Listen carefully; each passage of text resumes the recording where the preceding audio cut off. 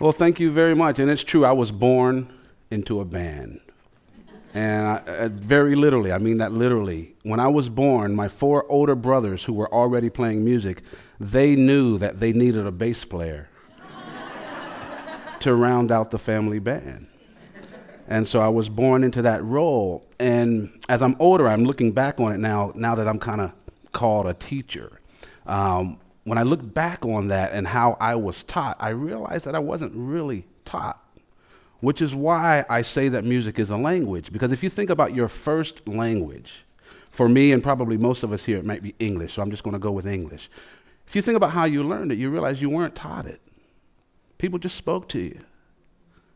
But the coolest thing, this is where it gets interesting, is you were allowed to speak back. Now, if I take the music example, in most cases, our beginners are not allowed to play with the better people. You're stuck in the beginning class. You have to remain there a few years until you elevate until the intermediate and then advanced. And after you graduate the advanced class, you still have to go out and pay a lot of dues. But with language, to use a musical term, even as a baby, you're jamming with professionals all the time, to the point that you don't even know you're a beginner. No one says, I can't talk to you until you got to go over there. When you're older, then I can speak to you. That doesn't happen. No one tells you what you have to say. You're not made to sit in a corner and practice. You're never even corrected when you're wrong. Think about it. When you're 2, 3 years old and you say a word wrong over and over, no one corrects you. If you say it wrong enough times, instead of correcting you, your parents learn your way. And they start saying it wrong too. The coolest part of that is you remain free with how you talk. And so you never have to follow the musical role of learning all these years and then going and finding your voice. With your speaking voice, you've never lost it. No one ever robbed you of that. And so, because when I was young, that's how I was learning. I was learning English and music at the same time and in the same way. So I tell this to people. I usually say, I started when I was 2 or 3. And I say that just because that's more believable. But when did you start speaking English? Did you wait until you were 2 or 3? No. You were speaking, I'd probably say before birth. Whenever you could hear is when you probably started learning it. To me, that's very, very cool and very, very clever of my brothers, who are my oldest brother out of the 5. I'm the youngest. Reggie's the oldest. He's only 8 years older than me. So how he was this smart, I don't know. That's the real question. That should be the real TED Talk. Is how he figured out the ingenious way of not teaching us younger brothers how to play. It didn't start me by putting a bass in my hands. No. The first thing they did was play music around me. From my earliest ages that I can remember living in Hawaii, and my brothers would set up, and I can remember seeing a plastic stool. A lot of times we'd set up in the front yard, but I could see a plastic stool with a little plastic toy Mickey Mouse wind-up guitar laying on top of that stool. No one had to tell me that that was for me. The same way no one has to tell you when it's your turn to talk. You know how to do it. And so I knew that stool was for me. I knew that instrument was for me. And it had plastic strings on it. You would wind it up and it would play a song, but you couldn't really play it from the strings. And it wasn't about that. By the time I was old enough to hold an instrument, they gave me something to hold, just for the sake of holding something, preparing me for the later years. It wasn't about playing that instrument. That's the mistake a lot of us music teachers make, is we teach kids how to play the instrument first, before they understand music. You don't teach a kid how to spell. Teaching a kid to spell milk before they've drinking a lot of it for a few years doesn't make sense, does it? But for some reason, we still think it does in music. We want to teach them the rules and the instruments first.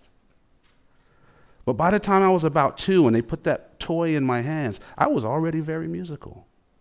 because I believe you're born musical. Just listen to anybody's voice. Listen to any child's voice. There's no more pure music than that. So my brothers somehow knew I was born musical, but they wanted me to be a bass player. So when I was old enough, they put a toy in my hands and they would play.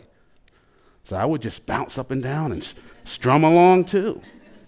But the coolest thing about it, again, is it wasn't about the instrument. I was learning to play music, not an instrument. And I continue that hopefully today. Again, what I did know was I knew what it meant when my brother opened up his hi-hat at the end of a 4-bar phrase. Or I learned these phrases versus that phrase, the same way a baby knows what it means when the mother raises the pitch of her voice versus the father lowering the pitch of his. You know these things, even though you may not even understand what the word means.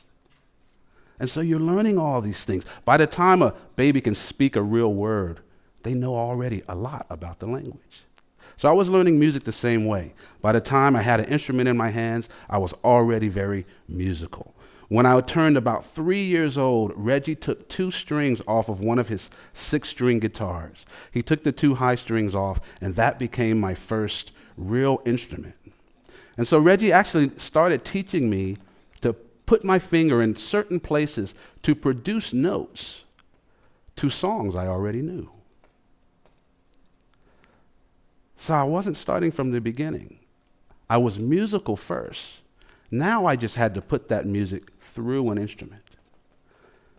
And looking back on it now, I realize that's how I learned to talk. It wasn't about learning the instrument first. Who cares about the instrument you talk with? It's about what you have to say. And so I've always musically maintained my own voice. I've always had something to say. And I've learned how to speak through my instrument. So if we think about a couple of things, not being forced to practice, not being told what you have to say when I'm speaking English again, not being told what you have to say. You know, when a teacher teaches you a new word in English, she has you put it into a sentence, into context right away. A music teacher will tell you to go practice it, right? Practicing works, but it's a slower process than putting it into context.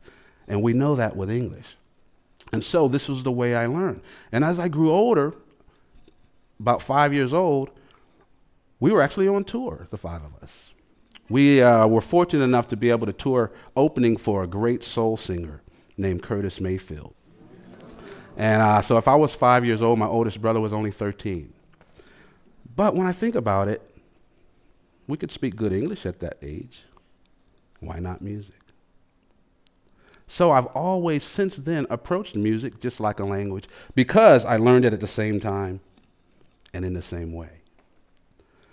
The best part of it all is I've maintained something that little children are born with, and that's freedom. A lot of us are taught out of our musical freedom when we're first given a lesson. Because we go to a teacher, and the teacher rarely ever finds out why we came in the first place. A lot of times it's that kid playing that air guitar where there's no right or wrong. It's not about the right or wrong notes. It's not about the instrument. They're playing because it feels right. It's the same way and reason that you sing in the shower. Or when you're driving to work, you're singing. You're not singing because it's the right notes or you know the right scales. You're singing because it feels good. I spoke to a lady at breakfast who says, I'm Ella Fitzgerald when I'm in the shower. And of course she's right. So why does that change when someone outside starts to listen? That freedom becomes lost as we grow and as we learn, and we need to find a way to keep that freedom. And it can be done. It's not going forever. A kid playing air guitar will play with a smile on their face. Give them the first lesson, the smile goes away. And a lot of the times you have to work for your whole musical lives to get that smile back. As teachers, we can keep that smile if we approach it the right way. And I say approach it like a language. Allow the student to keep the freedom. As I got older, a little bit older, and my brothers and I started to tour and play a lot, my mom would ask a question that I never understood really until I got much older and had kids of my own. But my mom would ask us boys, she would say, what does the world need with another good musician? Think about that. And I'm saying music, but insert your own career. What does the world need with you? And it really made me realize that now, as I got older, music is more than just a language. Music is a lifestyle. It's my lifestyle. Now, don't get me wrong. I'm not talking about the lifestyle a lot of musicians lead. Because we can look back at our musical heroes of the past and realize that they were huge successes in music, but just as huge failures in life. And I could name a few of them, but I don't want to upset anybody. But if we think about our heroes, a lot of them, and I think our parents were preparing us for something that we didn't know at the time, but I think she could see ahead. What does the world need with another good musician? So we're practicing all these hours. We turned our whole house into a music room where all the neighborhood, all the statewide musicians would show up. We would practice. My parents would spend money they didn't have to make sure we had the next newest instrument every Christmas. Santa would bring the newest thing. What was that about? Was it just so that we could make money? So that we could stand on stage and bask in the glory? I realize now that it's much more than that. Music is my lifestyle. And now as I've gone into really study music so that I could share it with other people in a teacher's role, I realize that there's a lot that we can learn from music and apply to our lives. To be a good musician, you have to be a good listener. It doesn't matter how great I am as a bassist or any instrument. It doesn't matter how great I am. We can put 5 of the world's best musicians on this stage. But if we're great separate from each other, it's going to sound horrible.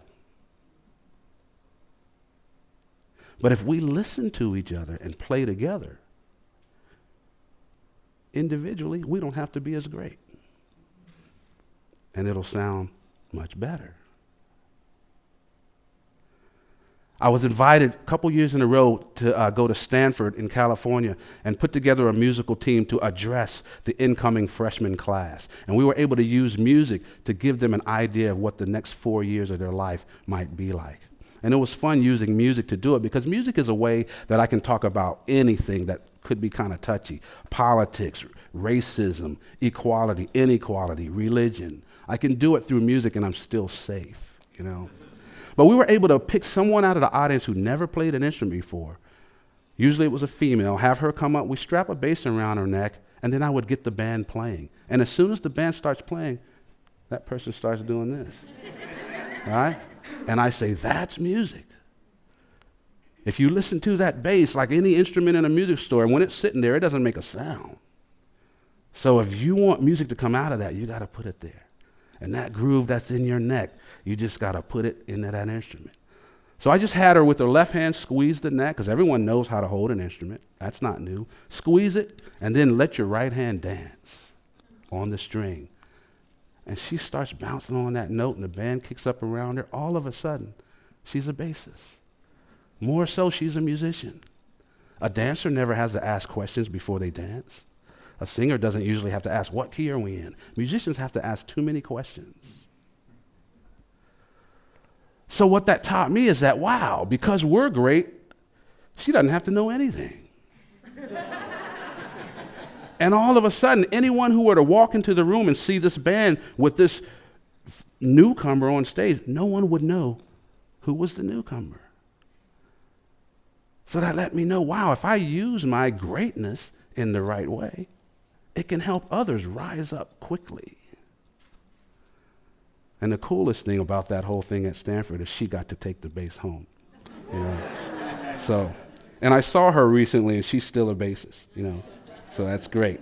So listening is a great musical key that we can use for life. working together, of course, being great to help other people great. When people put you up on a pedestal, don't come off the pedestal acting like you're humble. Stay up on that pedestal, because if they put you there, that's showing you how high they can see. Stay there and then pull them up. And they'll grow faster than if you come down, right? So we're going to help these people because we're great. And in music, usually I'm not great until you say I am anyway. You know, they say, oh, he's won all these Grammys. I can't win anything without you all. But another thing my mom always taught us is that you boys are already successful. The rest of the world just doesn't know it yet. I didn't understand that then, but I really, really do now. So, really quickly before I get out of here, I just wanted you to think about this. If I were to play two notes, let's say I play a C, just going to have to use your imagination. If I play a C and a C sharp right next to each other, it'll probably sound like those notes clash. Wrong, bad. But if I take the C up an octave, play the C sharp and the C again, all of a sudden it sounds beautiful. Same two notes. That C becomes a major seventh to the C sharp, which is a key element that makes a chord almost too beautiful, too nice sounding. So how can these same two notes sound bad and clash in one instance and beautiful in another? Let's take that to life. When we see something bad or awful or horrible in life, maybe we're just viewing it in the wrong octave. Maybe we could change our perspective. Actually, if you see something that's wrong, you should know that you're seeing it in the wrong octave. And find a way to change your viewpoint. Or to use a musical term, change your octave. Countries make bombs with the goal of hurting people, instilling fear, killing people, proving a point. Countries, governments bless the bombs before they're sent. And this happens from the top down, the government down. This is our answer. Makes me realize that the solution may have to come from the bottom up. Is anyone working on a bomb that makes people love you? Maybe a Cupid bomb. I believe we already have it. It's called music. And every country has their own version of it. And it works. It brings people together. You don't have to know a thing about it to get it. It's a language. It's a lifestyle. And it can save the world. My name is Victor Wooten. I'm a musician. And I hope you will join me on the battlefield. Thank you.